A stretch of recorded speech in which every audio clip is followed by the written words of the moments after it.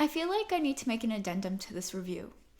In editing, I realized that I never addressed race, despite it being very much a part of fabric of the story through the identity of the characters. But I think that's because racial stories always seem to feature a similar plot that centers on a social battle. In an interview Tia Williams discusses with Vogue, which we'll link below, she says that she wanted to tell a story that she hadn't seen. A story about Black love that didn't revolve around racial struggle or a single struggle. And I feel like in this novel, in 7 Days of June, she does just that. In review, I find myself completely caught in trying to understand the substance of this book as a love story first, which I feel like is a service to Williams' mission as an author, but made me feel like I had left something out. Anyway, on to the review.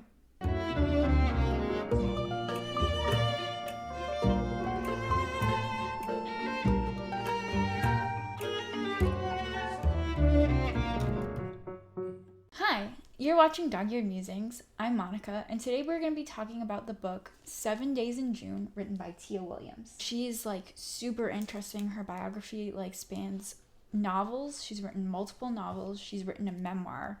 She's written for publications like YM, Teen People, all sorts of beauty magazines where she's written but also been editor for these publications.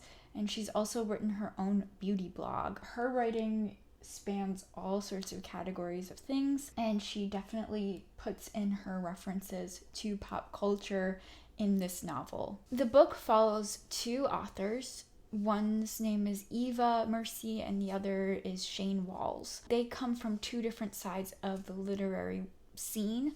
Eva Mercy is this erotic romance writer. Shane Walls is this contemporary fiction star. He writes really deep novels, and the two find themselves re-meeting. The audience is put under the assumption that these two know each other from a previous time, and that something really dramatic happened. And we also are put in the suspense of wondering if they were in love and if that previous romance will rekindle. What I disliked about this book is what I dislike about a lot of romance novels. There's this final act in a romance novel. So maybe if you haven't read a contemporary romance novel, there's usually the meeting where the characters meet or they re-meet, like in the purpose of this novel. There's kind of the main issue that the two characters have to fight to resolve. And usually if they're two characters that you're really interested in, you're rooting through them with this big fight. And then they end up together and it's this crazy thing, you're excited. And then there's always, at the end of every single romance novel, there's this final issue that some romance readers really love. This final issue because it's a way to kind of further push and reinforce this relationship. The characters have to do one final fight to prove that they're worthy of being together. And some readers really hate this final fight. And I realized in reading this novel that I am one of the latter. I don't like that final fight. I understand why it was necessary in this book for the two characters to kind of have that final push. But I think in reading this book, I realized that I really don't need that final fight in order to enjoy a romance. And I think after reading this book, I think I want to start a GoFundMe or a petition to end all of those final fights in romance novels. Another thing that took me out of the book was sometimes it felt like Tia Williams tried a little bit too hard with her jokes. Sometimes they really hit and they were really funny, and sometimes it felt like her jokes were just a little cringy. So I really like this book because of the main characters. I loved their backstories, and ultimately I ended up rooting for them throughout the whole story, which I think in any romance novel is really key. You want to find yourself rooting for the characters and hoping they end up together. Another thing that I really liked was just the representation that Tia Williams does. She really talks about chronic illness in a way that is realistic. The main character, Eva Mercy, is struggling with chronic headaches with migraines, and she really portrays the struggle of the main character in a way that is realistic and respectful. I also really like her portrayal of addiction.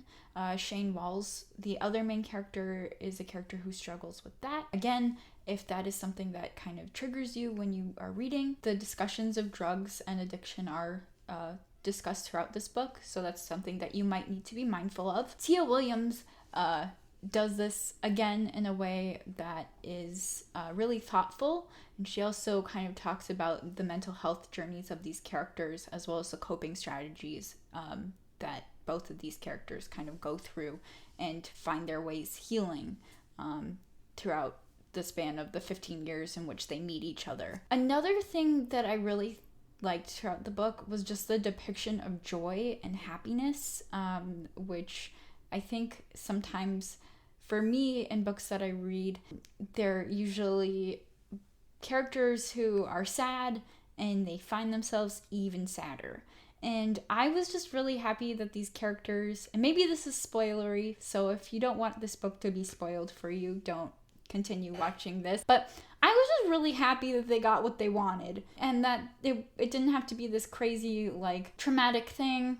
I mean, there's some drama that happens, there's some sad stuff that happens, but ultimately I was just really happy that they got what they wanted. Okay, so even though in the beginning of this video I said that I didn't necessarily like the jokes when they were done poorly, again, when I thought they were done well, I really thought that the jokes landed, and I found myself actually laughing out loud in certain parts of this book, which was really embarrassing because I've actually started going out into public and reading again.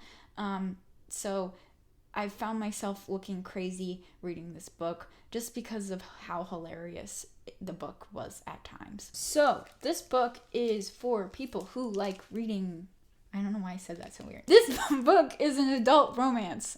I preface that because this book is steamy. So if you like steamy books, I recommend you pick this book up. I'd say the smut scale, if there's a Scoville level, it's pretty high. It's pretty steamy. Sean Evans would be like sweating a little bit reading this book.